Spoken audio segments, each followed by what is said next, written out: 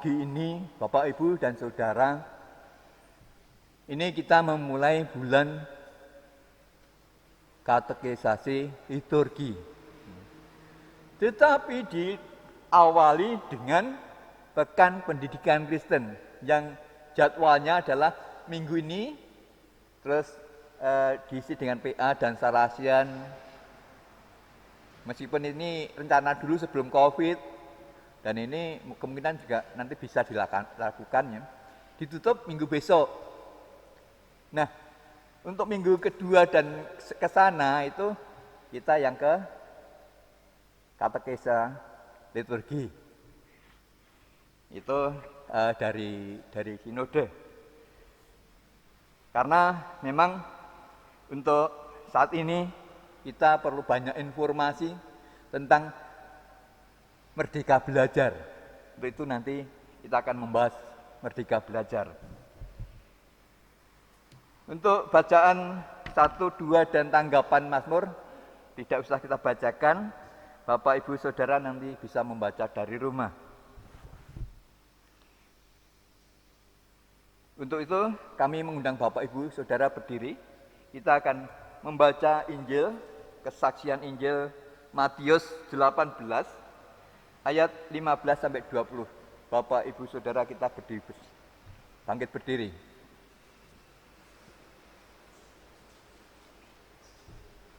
Yang demikian.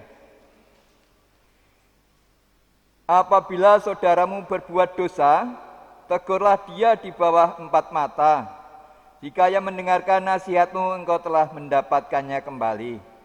Jika ia tidak mendengarkan engkau, bawalah seorang atau 2 orang lagi, supaya atas keterangan 2 atau 3 orang saksi, perkara itu tidak disangsikan. Jika ia tidak mau mendengarkan mereka, sampaikanlah soal kepada jemaat. Dan jika ia tidak mau juga mendengarkan jemaat, pun datanglah dia sebagai seorang yang tidak mengenal Allah atau seorang pemungut cukai. Aku berkata kepadamu, sesungguhnya apa yang kamu lihat, kamu ikat di dunia ini akan terikat di sorga. Dan apa yang kamu lepaskan di dunia ini akan terlepas di sorga. Dan lagi aku berkata kepadamu, jika 2 orang daripadamu di dunia ini sepakat meminta apapun juga, permintaan mereka itu akan dikabulkan oleh Bapa-Ku yang di sorga. Sebab di mana 2 atau 3 orang berkumpul dalam nama-Ku, di situ Aku ada di tengah-tengah mereka. Amin. Dipersilakan duduk.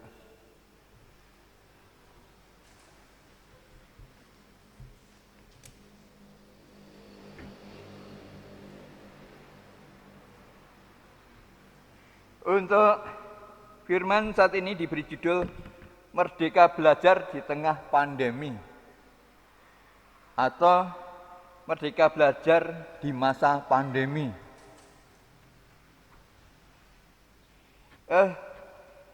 Pertama kita akan satu kesepakatan pandemi ya. Pandemi itu Bu Lis sama Mbak Sabet sangat tahu. Yaitu adalah apa Bu? Penyebaran yang sangat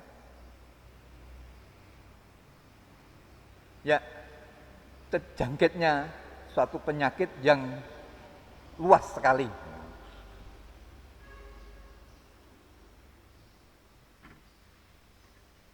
Pandemi ini apa baru kali ini? Tidak. Tahun 2014 sudah. Tahun 1930 sudah. Dan Bapak Ibu mendengarkan kisah Israel. Ya. Itu ahli menyebut itu pandemi. Ketika Tuhan mau membebaskan bangsa Israel dari perbudakan di tanah Mesir.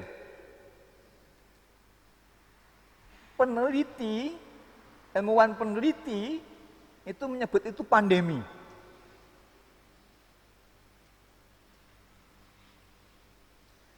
Tetapi ketika yang terakhir, yang ke-10, umat Israel disuruh membuat tanda salib di pintu.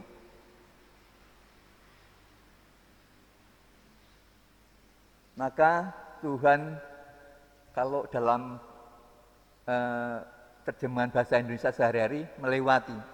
Tetapi di dalam bahasa yang asli adalah melindungi. Akan melindungi. Tuhan yang melindungi. Yang mati siapa? Anak sulung, anak manusia, anak hewan. Yang pertama mati. Tetapi anak Israel, hewan-hewan Israel, hewan Israel maksudnya punya orang Israel, itu tidak mati. Karena Israel taat pada Tuhan, membuat tanda salib di pintu. Dengan apa? Darah domba. Maka Israel terlepas dari kutuk, terlepas dari pandemi, katakan gitu. Bapak, Ibu, dan saudaraku yang kasih, pandemi ini bisa apa? Virus corona yang sangat kecil. Bisa apa? Benarnya kalau kita tahu, bisa melihat tetesi minyak putih sudah mati. IP mati.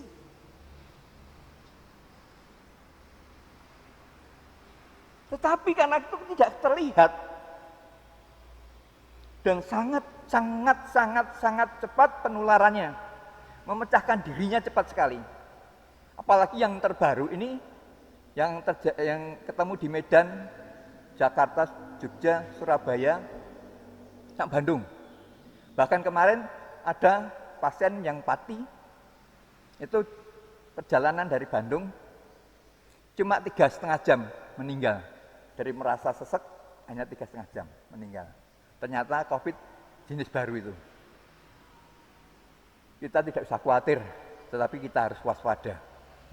Bahkan seperti tadi Bapak Ibu laksanakan, Bapak Ibu rasakan bagaimana arep mlebu gereja kudu wijik sik, kudu ditembak. Ora entuk cedak-cedak. Kita taat apa yang dianjurkan pemerintah, sebab pemerintah adalah tangan Tuhan. Kita taat. Seperti Israel taat pada Tuhan, maka kita akan terlepas dari pandemi. Yang kedua, apa akibatnya dengan pandemi ini? Banyak hal yang lucu, banyak hal yang menyedihkan yang terjadi. Seorang ibu yang sebelum pandemi, kalau anaknya bawa HP, main HP, dia marah-marah.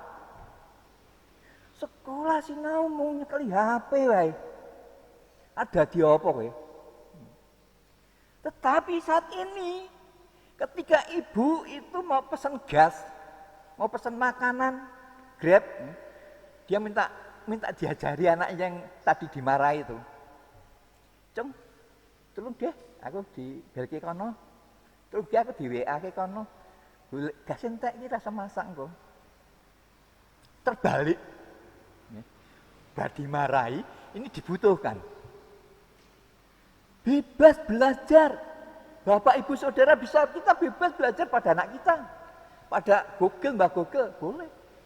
Bebas. Kita punya apa? Kita punya kemampuan apa? Kita belajar di sana. Bebas. Tentu dengan dasar apa yang baik, apa yang berguna bagi kita dan jemaat, mari kita pakai.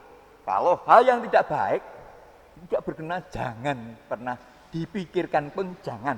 Tetapi kita singkirkan jauh-jauh. Bapak, Ibu, dan saudaraku, menurut ahli jiwa Plato itu mengatakan demikian. Belas kasih, toleransi, pengampunan, dan rasa disiplin diri adalah kualitas yang membantu kita menjalani kehidupan sehari-hari dengan pikiran yang tenang. Itu yang ditulis oleh Dalai Lama. Sedangkan kita di kota Kartini ini, tentu kita mungkin belum tahu semua bahwa Kartini pernah mengajarkan demikian. Kemerdekaan yang sesungguhnya adalah kesuksesan mengendalikan, menguasai diri sendiri. Kesuksesan seseorang itu kalau dia bisa menguasai dirinya sendiri. Itu tulisan Kartini, habis gelap terbitlah terang. Bapak, Ibu, dan Saudaraku, kita tidak mengira kalau virus yang sangat kecil ini bisa merubah segalanya, menghentikan ibadah, menghentikan tata cara Lebaran, Paskah, kebaktian kenaikan, menghentikan orang masuk kantor, menghentikan anak-anak masuk sekolah, menghentikan bandar udara, menghentikan kereta api, menghentikan bis. Bapak, Ibu, dan Saudaraku yang kasih, ini bukan hanya di Indonesia, tetapi di seluruh dunia. Banyak hal yang telah dilakukan cara supaya pandemi ini segera berakhir.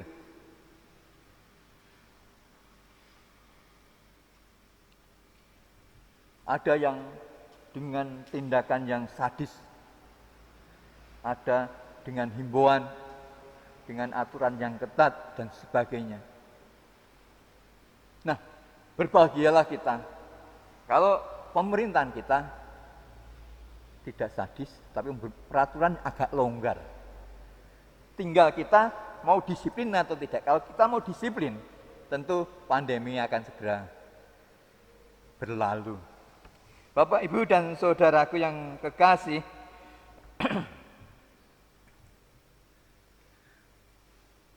pendidikan ini adalah proses membentuk karakter.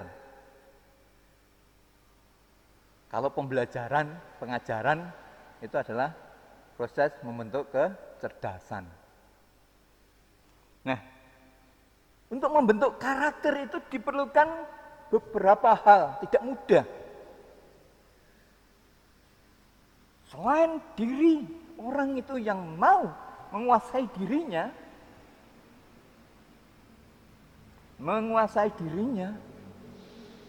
artinya itu merendahkan diri. Mau mendengarkan orang lain, mau melihat orang lain, mau menyaksikan orang lain. Orang ngomong dewi gitu. Kalau orang ketika ini ngomong dewi, ya tidak tambah dia, tidak akan tambah pinter. Anak-anak segala ngomong dewi, ya tidak tambah pinter. Tapi yang mau mendengarkan pengajaran dari Bapak Ibu guru, tentu akan lebih pinter. Itu. Demikian juga kita. Kalau kita mau banyak mendengarkan Tuhan, suara Tuhan, baik itu melalui khotbah, baik melalui kitab, baik melalui pemberitaan macam-macam. Kalau itu suara Tuhan, dengarkan. Ingat kan, Bait Suci Israel, Yerusalem, siapa yang membangun? Raja. Siapa? Askar. Itu adalah raja yang tidak kenal Tuhan, penyembah berhala. Banyak hal terjadi. Siapa yang menjadi teladan dalam PI? Penginjilan siapa? Paulus. Paulus siapa? Itu Saulus yang membunuh orang yang percaya pada Tuhan. Inilah, mari. Apapun itu kita dengarkan, kita lihat. Oh, kalau ini berarti kehendak Tuhan. Aku pakai. Kalau ini, meskipun aku klimis, aku pendeta, omongan elek, tindakan elek, rasa gugu gitu loh. Banyak sekarang.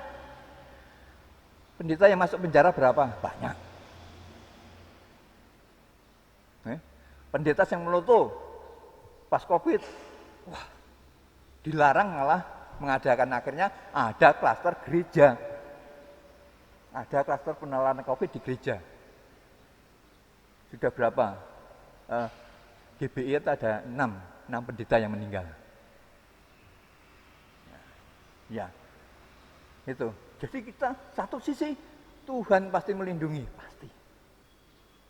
Tapi kalau Tuhan sudah ngelekke, ojo ya ojo, gitu loh. Ojo meloto gitu. Oh sudah, dia jangan ada pertemuan, malah mengadakan kongres di Bogor. Ya, yang terpapar 26, yang meninggal 6. Itu. Nah, untuk itu mari menjadi pembelajaran kita belajar dari COVID ini. Mari kita dengarkan suara Tuhan, jangan suara manusia, tapi suara Tuhan yang kita dengarkan. Ya. Yang kedua, kondisi ini karena belajar di rumah, orang tua, Bapak Ibu Saudara dan saya masih punya anak terutama SD ya, terutama SD. SMP pun masih itu. Itu kita sebagai orang tua juga sebagai guru mengawasi belajarnya anak, membantu anak dalam belajar. Ya, ini memang pembelajaran dari COVID, dari pandemi ini. Kalau Bapak Ibu Saudara diam, anak tidak akan belajar. Dan siapa yang rugi? Kita sendiri. Bukan saya, karena saya guru terus begini, enggak. Kenyataan seperti itu. Mari, kita yang masih sebagai orang tua punya kewajiban mendidik putra-putrinya, mari. Putra-putri adalah anugerah Tuhan yang perlu kita jaga, kita arahkan. Mau ada yang bilang demikian, wah sudah gila. Guru kok mulang kok aduh. Guru kok mulang kok aduh. Mulang bocah kon dolanan HP. Ada yang seperti itu. Ada lagi, Pak Eko, kapan bocah-bocah mlebu Pak? Aku kesel nang omah. Terakhirnya saya Gunem ngeten, Surabaya ngeten, Pati ngeten. Pati ada yang memasukkan anak sekolahnya dan terpapar 23 anak, baru 3 hari. Memang ini kita harus hati-hati sekali dalam menyikapi ini, baik sebagai orang tua maupun sebagai guru. Yang ketiga, seorang yang tua, PNS tua. Kalau kerja di rumah, aku ki kerja apa? Gitu. Biasanya di kantor kan mendengarkan atasannya suruh ini suruh itu terus mengerjakan. Terus aku nang omah ki kan mengerjakan apa? Tuh dengar belum? Bapak Ibu Saudara pernah dengar seperti itu ya? Lebih baik aku baca koran. Sebenarnya dengan kesempatan kita tidak kerja di kantor, itu banyak hal yang kita bisa belajar. Misalnya saya seorang PNS suruh work for home di FH, bekerja dari rumah.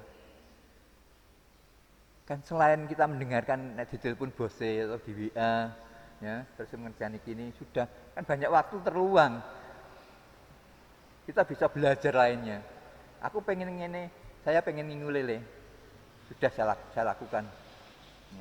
Lele, belajar minggu lele.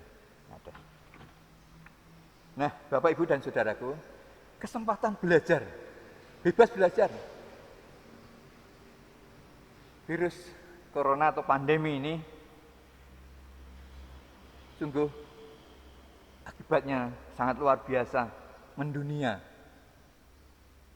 Ini yang terluas dari pandemi-pandemi yang kemarin. Kalau di SAR itu kemarin hanya Eropa sampai Singapura. Ya. Kalau yang 2014 itu sampai ada sekitar 16 negara. Kalau ini ratusan negara yang kena. Bapak Ibu dan Saudaraku, dari kesaksian Injil yang di Keluaran, dulu tanya, yang Keluaran tadi, pandemi adalah alat Allah untuk membebaskan Israel. Lantas, pandemi saat ini apa rencana Tuhan bagi orang Israel baru? Bapak, Ibu, Saudara, dan saya. Apa rencana Tuhan? Kita belum tahu. Mari, untuk itu kita nikmati, kita dengarkan, kita lihat, kita saksikan. Apa rencana Tuhan untuk kita dengan pandemi ini? Yang sudah terlihat, kita menyaksikan bahwa kita adalah orang-orang yang taat. Lainnya sudah pada bersekutu, kita masih tetap. Kita masih pakai, meskipun akibatnya tim media itu bekerja tidak hanya satu kali, bukan semalam, tetapi kadang 3 malam baru selesai. Malam Kemis, Jumat, Sabtu, Kemis, malam Jumat, malam Sabtu, malam Minggu. Kadang seperti itu. Kalau hari Rabu itu 2 hari minimal, 2 malam. Itu bukan hal yang mudah. Itu yang bisa hanya beberapa orang. Dikangeli. Untuk itu mari, monggo Bapak Ibu Saudara, mari kita ikuti tayangnya. Nanti jam 11 ada tayang untuk Bapak yang tidak bisa ikut, tapi hanya sebagian. Dan hari Rabu tayang untuk pendadaran persiapan ke Perjamuan Kudus besok Minggu yang akan datang. Untuk itu, Bapak Ibu Saudara yang mengikuti, tolong di-share, diklik tombol sama subscribe, biar kita bisa melihat, warga kita yang menonton sekian, dia tahu gitu. Ya. Jadi ada semangat baru untuk kami tim multimedia, terkhusus Mas Danu, yang jerih payahnya sekian hebatnya. Bapak Ibu dan Saudaraku yang kasih, kalau Keluaran mengatakan pandemi untuk membebaskan Israel dari perbudakan Mesir, lantas Injil Matius mendasarkan, menekankan soal pentingnya sebuah komunitas. Nek wong siji salah dikandani 4 mata ra gelem, ayo ngejak kanca 2 3. Ra gelem neh, ayo bareng-bareng undangi majelis wae. Apa Pak Pendeta ben dikandani. Jadi memang dalam pendidikan karakter itu diperlukan suatu komunitas. Kadang kalau dikandani satu atau 4 mata, wani. Kadang nggih di depannya nggih, tapi di belakangnya kan gitu. Nah, kalau satu tidak bisa ngajak teman, sudah 3 orang saksi kok ngeyel, akhirnya kelompok maju, yo dodolan rono. Enggak matur Pak Pendeta majelis. Itu yang dimasukkan di Injil Matius. Bapak Ibu dan Saudaraku yang kasih, dan di dalam kita bersekutu, di dalam kita bersama-sama untuk memecahkan suatu masalah yang terjadi pada keluarga kita. Keluarga bukan hanya keluarga kecil ya, bukan keluarga anak dan istri, tidak, tetapi keluarga besar kita. Keluarga besar kita tentu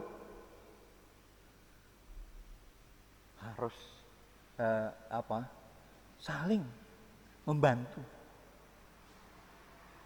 memberikan suasana, memberikan suatu yang sejuk, yang sejuk.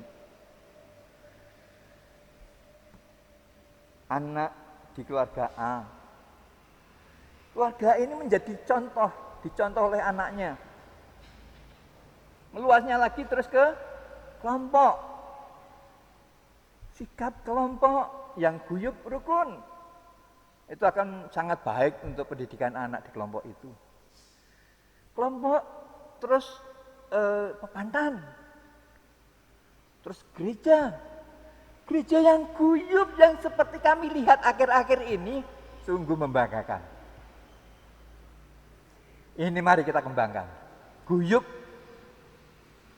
Sementara ini guyup ketika kita bersama-sama untuk membantu, untuk nunggoni Mas Danu, bersama-sama untuk nunggoni sing kerja bakti, bersama-sama. Mari sesuk ditinggalke, ayo latihan kulintang, ayo latihan kur, bersama-sama.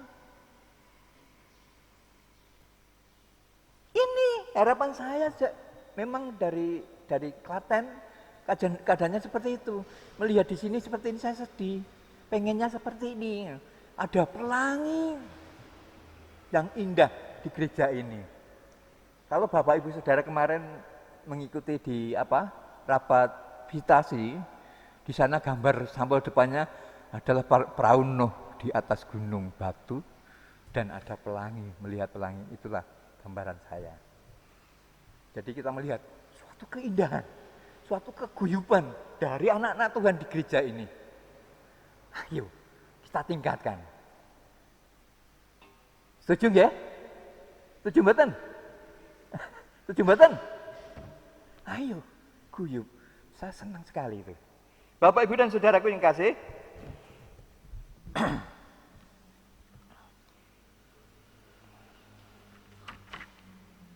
apa yang diajarkan Paulus ketika mendidik jemaat, mendidik pribadi masing-masing, Paulus mengatakan penguasaan diri bisa terjadi kalau seseorang bisa mengasihi orang lain.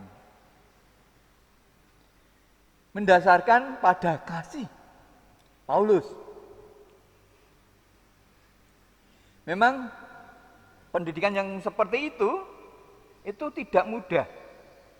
Seperti tadi saya katakan, lingkungan keluarga menentukan, lingkungan masyarakat menjadi sumber belajar yang efektif. Ya. Kalau di keluarga yang damai sejahtera, tentu anaknya itu pasti akan betah di rumah dan sebagainya. Tetapi kalau orang tuanya berantem terus, padu terus, ya anaknya betah nang omah. Dan juga lingkungan kita, baik lingkungan tempat tinggal kita. Untuk itu Bapak Ibu Saudara, mari kita cermat untuk memilih lingkungan. Kalau yang muda-muda mencari rumah, cermat mencari lingkungan yang baik. Bapak Ibu dan Saudaraku, menurut Dalai Lama, belas kasih, toleransi, pengampunan, dan rasa disiplin dari diri adalah kualitas yang membantu kita menjalani kehidupan sehari-hari dengan pikiran yang tenang. Adalah suatu kedamaian itu maksudnya.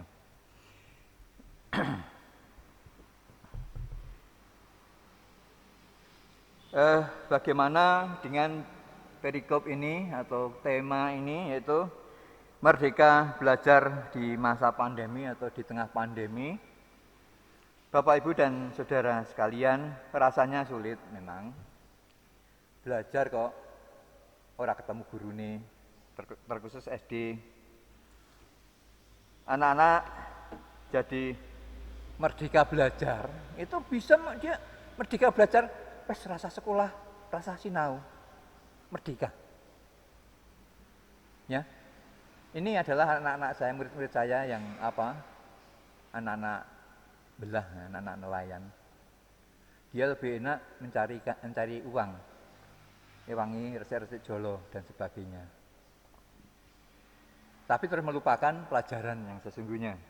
Sehingga masih banyak sepertiga dari anak-anak kami, baik kelas 4, 5, 6, itu yang belum punya nilai sampai hari ini, padahal sudah semester.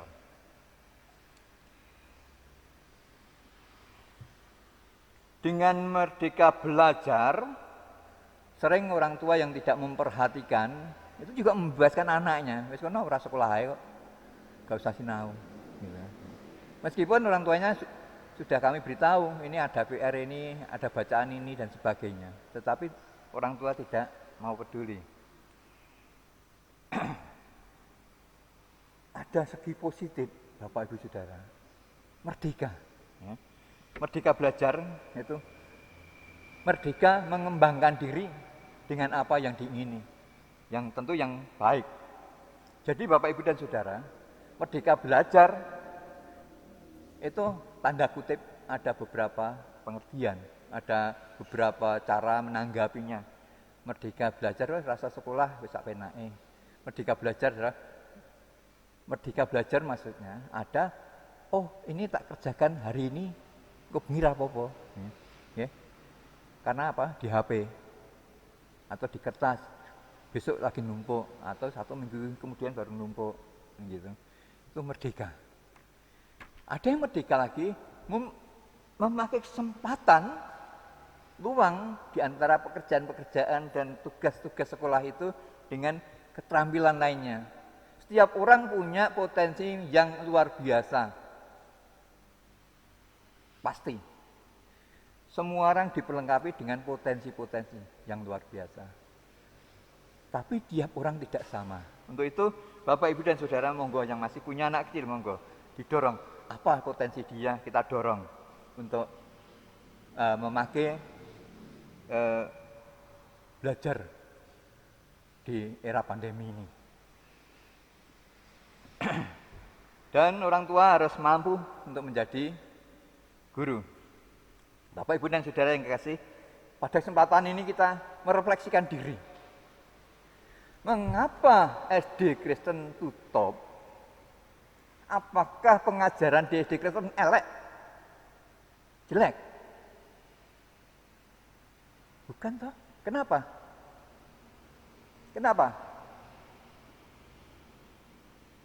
Kalau boleh saya jujur, ya mungkin di sini, wong negeri gratis kok.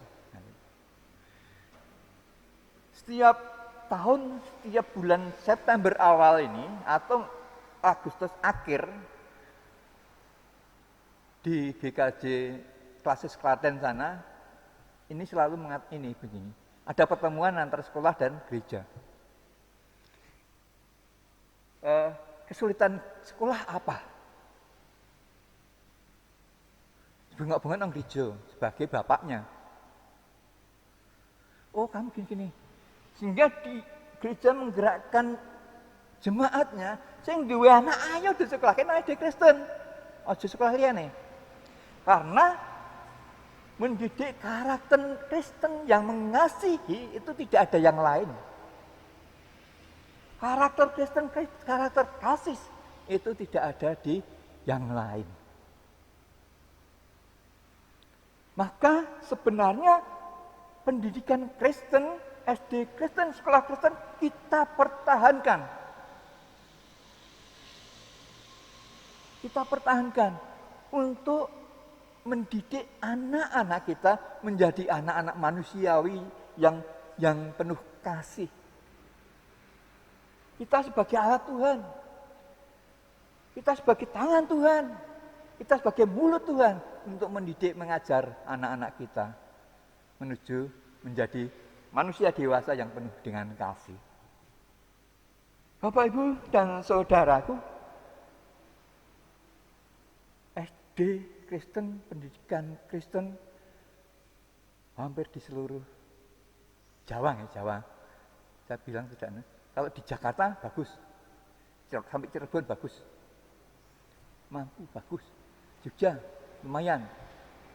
Tetapi di kota kecil ini yang banyak tewas, artinya tutup.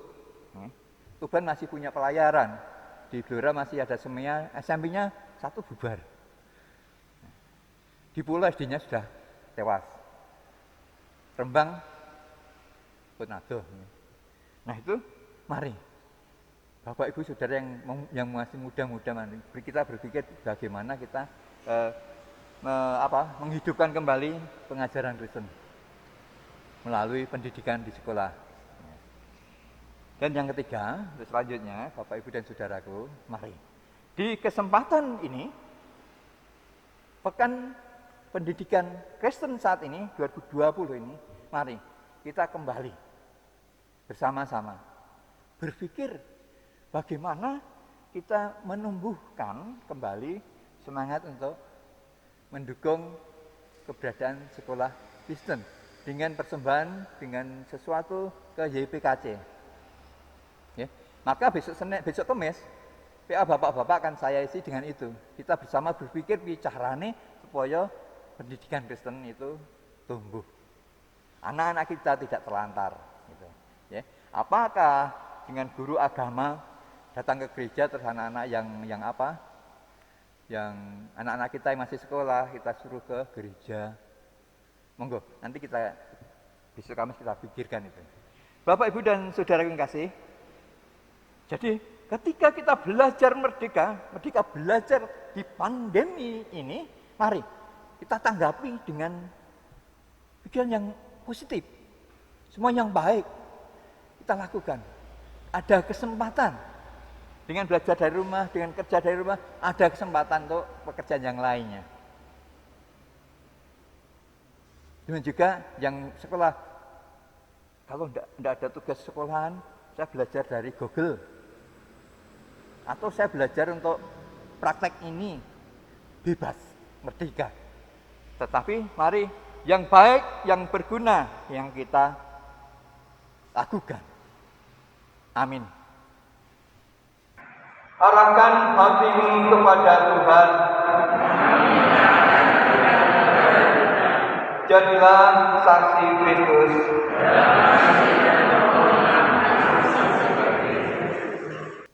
Marilah kita sambut berkat Tuhan.